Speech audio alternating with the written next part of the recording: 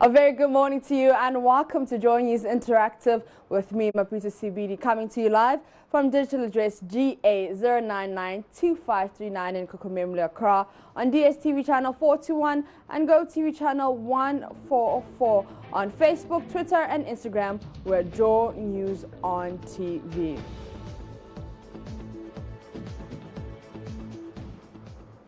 It's the first working day of 2019. Ladies and gentlemen, hello and welcome to another year of greatness. Now, love is one of the most profound emotions known to human beings. There are many kinds of love, but most people seek its expression in a romantic relationship with a compatible partner. For some, all they want is a lifelong friendship. All humans want a relationship. It's what gives some people a sense of fulfillment. Now the question I'm asking, how do we maintain these relationships? Councillor Flora Saki, who was on the AM show with Kojo Jackson, says we need to look at ourselves first and what we have to offer the other person.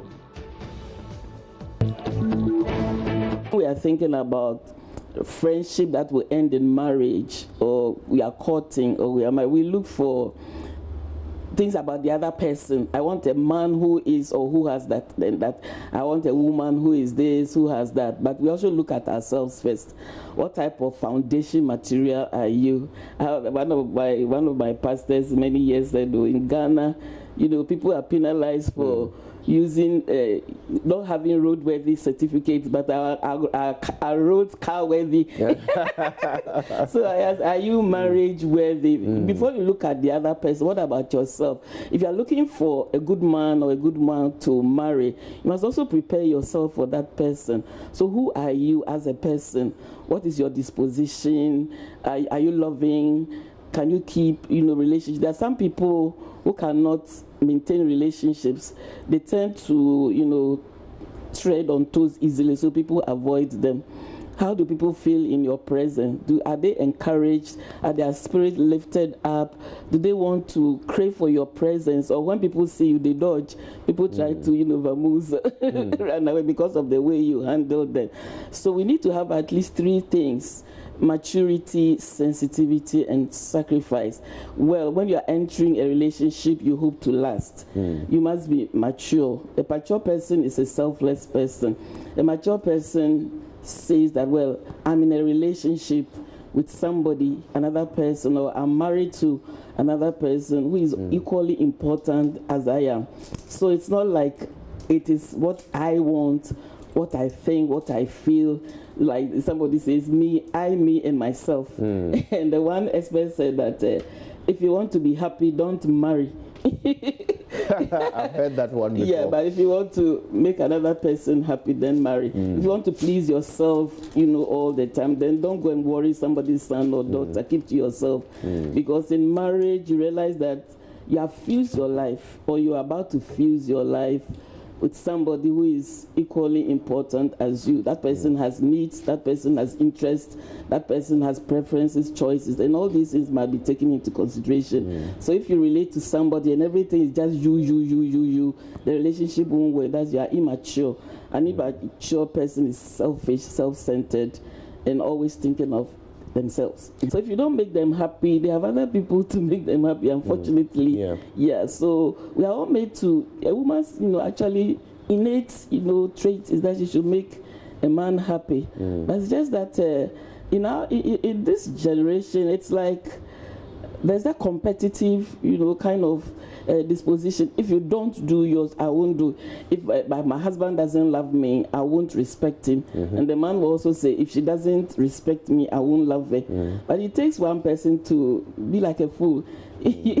Our mothers and grandmothers days, even our day when we were going to marriage, they told us that, marriage may not be perfect at the beginning, may not be what you like, but you work at it and improve it. But this time, it's like people don't have the patience, the long suffering to wait until things change. So when they see one or two things they don't like, then they opt out.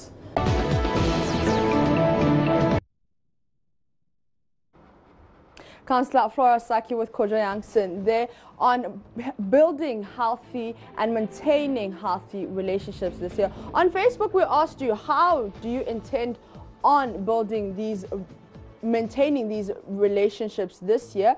And I'm going to start with Walanya Akwatia, who says, yes, this is what I'm hoping for, and I pray that my intention will succeed. Happy prosperous new year to you all in multimedia. I wish prosperity, health, and long life for you all. Amen. And Abdul, philanthropist, says, I'm single, and I think I'll maintain that because the economy is so hard to do mobile money to someone. Well, I mean, Abdul, relationships are not always about money, so I don't know why you're complaining about the economy being hard and you want to send someone mobile money, but each to his own. But now, Gopal Das, an Indian spiritual leader, a lifestyle coach, and a motivational speaker, shares some secrets to a long-lasting relationship. A man, much reserved by nature, was very hesitant to ask his boss for a raise in his salary. One Friday morning, he got up and told his wife, I will do it today, darling. I shall ask my boss for a raise in my salary. As the man came to his office, he was extremely nervous, anxious, and very apprehensive all throughout the day to speak up. Late in the afternoon, as he approached his boss, finally he gathered the courage to speak up and ask for a raise in his salary. Much to his delight, the boss agreed. The man was on the top of the world. And when he came back home, he saw a beautiful dinner table, fine crockery set on the table, beautiful candles lit up. His wife had prepared a festive meal to celebrate the occasion. He guessed someone from the office may have tipped her off and informed her about it. Anyways, he got into the kitchen, hugged her, gave her the good news, and came and sat down to have his meal. Right there on the table was a card. When the man picked up the card and read the contents, the card said, "Congratulations, darling. I knew you'll get that salary raise. These things, the dinner table, the crockery, the candles, the fine meal, all of these things are to tell you how much I love you." Prep by prep, the lady served her husband, and as she went back into the kitchen finally to bring the dessert, from the pocket of her apron fell another card unknown to her. The man picked up the card, and as he read the contents of the card, he had tears in his eyes. On the card was written, "Don't worry, darling, even if you did not get that salary raise, you deserve much more than that. This dinner table, this crockery, these fine candles, this fantastic meal, all these things are simply meant to tell you how much I love you." Total acceptance, total love, total support. Her love for him was unconditional. It did not depend on his success at work. In fact, it was exactly the opposite. If he were to fail, if he were to be rejected, he would have needed that total acceptance and support all the more.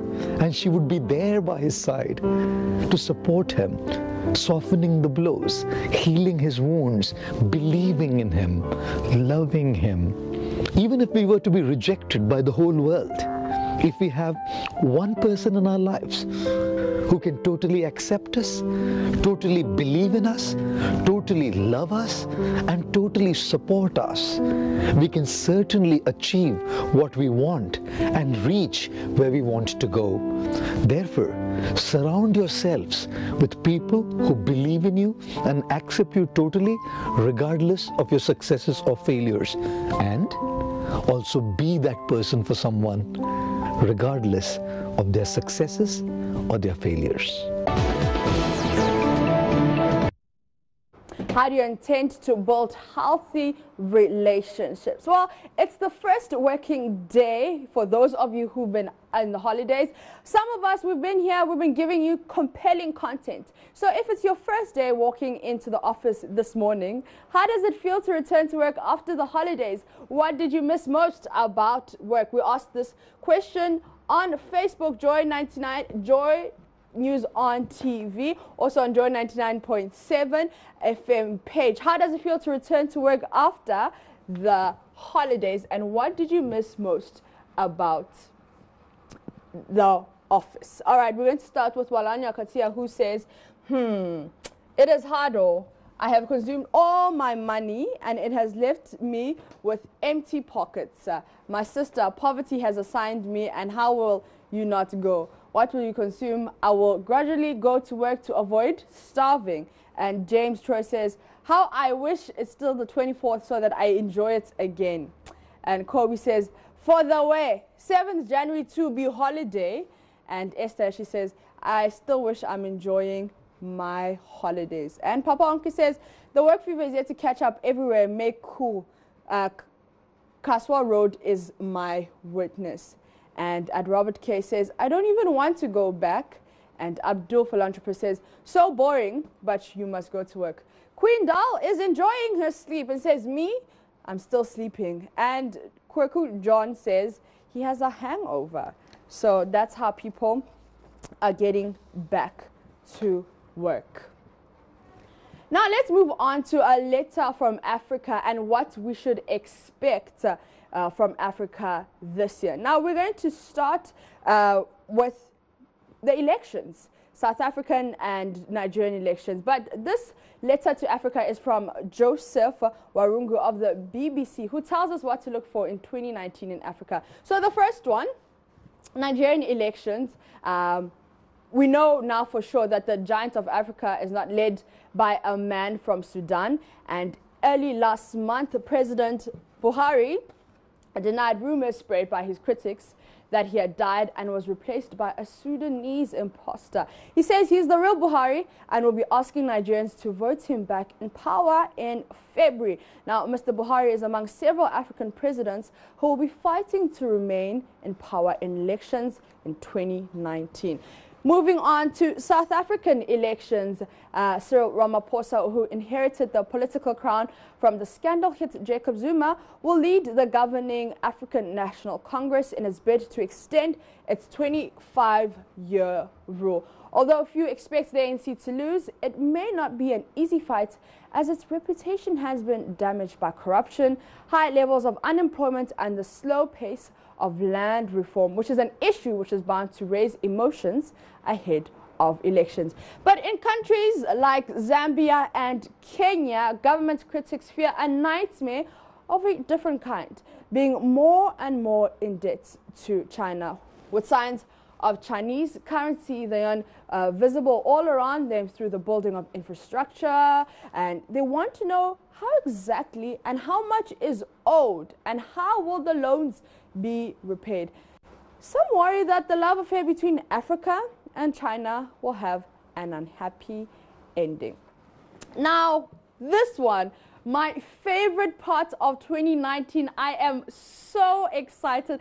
My childhood dreams are coming. Like, I don't even know what to say. But the world will be waiting for the remake of The Lion King, the Disney movie scheduled to be released in mid-2019, and whose big stars include Beyonce, Donald Glover, will find an African audience that has not been too happy after the company trademarked the phrase Hakuna Matata.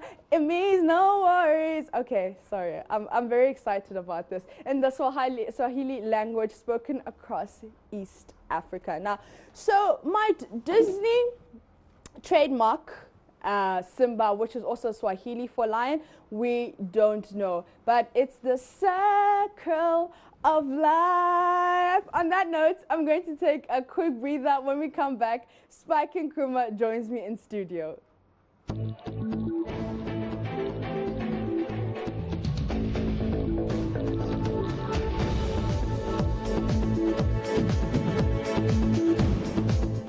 You're still watching JoyNews Interactive with myself, Mapita CBD. Join the conversation on Facebook, Twitter, and Instagram. We are JoyNews on TV. Happy New Year, Spiky! New Year, Maps. How you doing? I'm good. I was expecting a little bit of more energy, yeah? So let's try it again. Happy New Year, Spiky! Happy New Year, Maps. How you doing? I'm okay, thank you. So before we talk tech, what are your expectations for 2019 in the tech world? Well, in the tech world, every year means new stuff. New gadgets, new phones, new cars, new services. One of them which I'm very, very excited about is that Vodafone got the bid to have 4G. And if you know, MTN was the first to get 4G, providing voice and data. So Vodafone getting 4G is also a big thing for me. That means that we're going to get fast internet across board. And then any gadgets you're expecting from any companies? Every single company I'm expecting something from. I'm expecting something from Apple. I'm expecting something from Samsung, from Huawei. I'm expecting something from OnePlus. Everyone is going to release something new this year because, last year was just a refresh. So Apple did the iPhone XS or the XS after the X. Samsung did the S9 and the Note 9 after the S8 and the Note 8. And they pretty much look like the year before's devices.